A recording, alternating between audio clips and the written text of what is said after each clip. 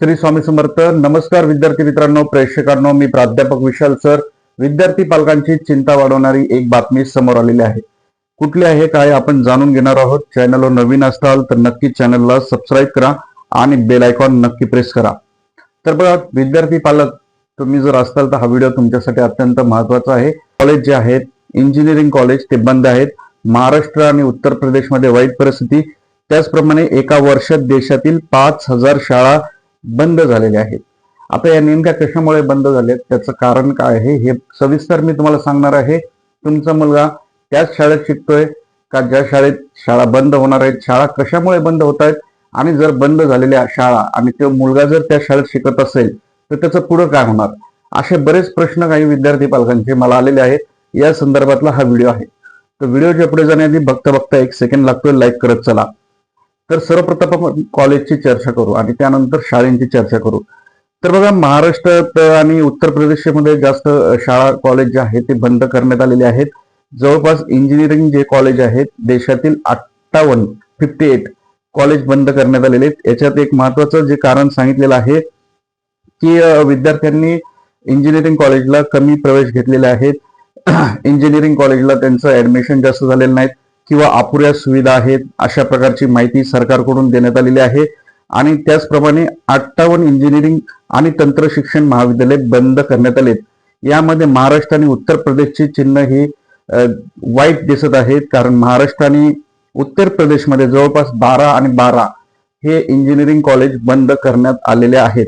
यामध्ये सगळ्यात महत्वाचं म्हणजे पायाभूत सुविधा, जसं की तुमचे नवीन तंत्रज्ञान असलेले किंवा शिक्षक प्राध्यापक तिथे नव्हते, मार्गदर्शक नव्हते, अपुऱ्या सुविधा होत्या.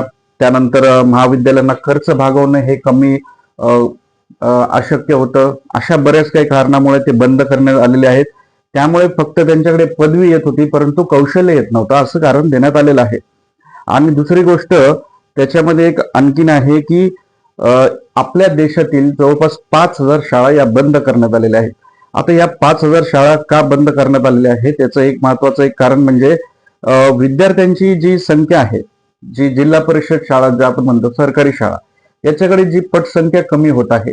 आता सरकारने भरपूर भर दिलेला आहे, त्याला डिजिटायझेशन करण्यात किंवा भरपूर सुविधा करण्यात भर दिलेला आहे, परंतु विद्यार्थ्यांची प्रवेश क्षमता त्याच्यामध्ये होत नाही. आणि जो पालक वर्ग आहे तो सरकारी शाळेकडे न जाता तो इंग्रजी माध्यम किंवा खाजगी ज्या शाळा आहेत त्यांच्याकडे जात आहे. त्यामुळे ती पटसंख्या तेवढी होत नसल्यामुळे त्या शाळा देखील बंद करण्यात आलेल्या आहेत, अशा प्रकारची माहिती आहे.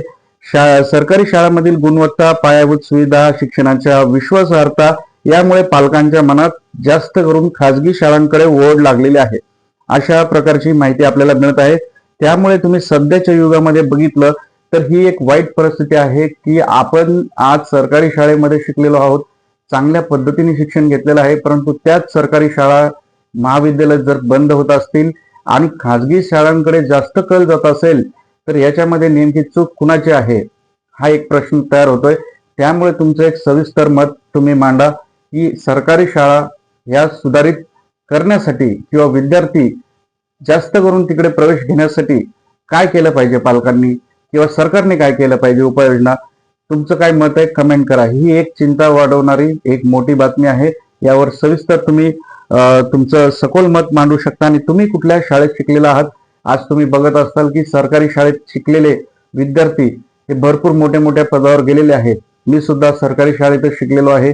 त्यामुळे आज खाजगी शाळांकडे एवढं ओढ का, खाजगी शाळांची फीस भरपूर आहे. एखादा गरीब मुलगा जर असेल तर तो एवढी अफोर्डेबल फीस भरू शकत नाही, मग त्या मुलाने शिक्षणाचं काय करायचं. तर अशा जर सरकार कारण देत असेल की तिथे विद्यार्थी येत नाहीत, शिक्षकांच्या पगारी त्यांना द्यावे लागतात, शिक्षक अतिरिक्त भरले जात आहेत, मग त्या शाळा बंद पाडल्या जातात, मग गरीब मुलांनी करायचं काय, हा एक मोठा प्रश्न तयार होतोय. तुमचं मत काय आहे याबद्दल सविस्तर आपलं कमेंट करा आणि येणाऱ्या प्रत्येक अपडेटसाठी चॅनलशी कनेक्ट करा. स्वामी समर्थ.